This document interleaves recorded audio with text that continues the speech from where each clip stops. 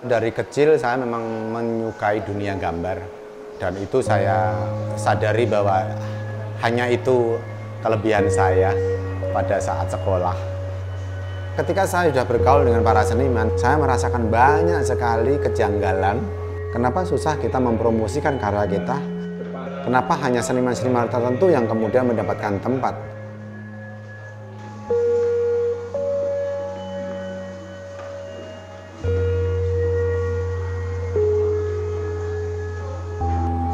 A lack of infrastructure for artists in Indonesia motivated Yogyakarta-born artist and arts manager Herianto, better known as Heri Pemat, to start Jogja Art Fair in 2008. Soon renamed as ArtJog, the art fair quickly gained momentum, offering a museum-like experience over the traditional booth and stand approach.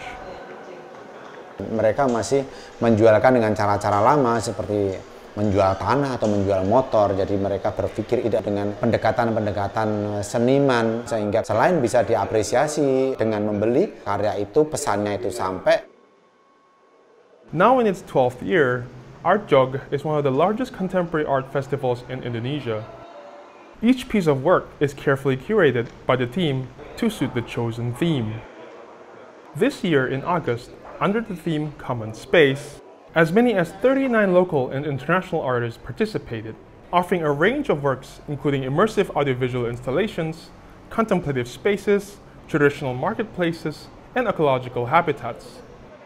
Seni sendiri masih relevan menjadi ruang bersama untuk banyak pemikiran, lintas disiplin, dan bagaimana kita membangkitkan kembali kepedulian publik terhadap hal-hal yang berada di sekeliling kita, terutama misalnya kaitannya dengan lingkungan alam. Ketika kami mengundang Pak Teguh menjadi salah satu seniman spesial di ArtJog, Pak Teguh menawarkan apakah mungkin jika kita menambahkan jumlah karya yang nantinya akan menjadi rumah untuk terumbu karang di lautan Indonesia. Nah, menurut saya ini juga platformnya. Kami tidak pernah bayangkan sebelumnya bagaimana karya seni itu tidak hanya dinikmati oleh manusia, tapi juga organisme lain gitu yang tidak hanya ada di daratan. Despite its success, ArtJog still faces the same challenges it had 12 years ago with funding and a constant need to adapt its limited space to the ambitions of the exhibition. But none of that seems to deter these artists.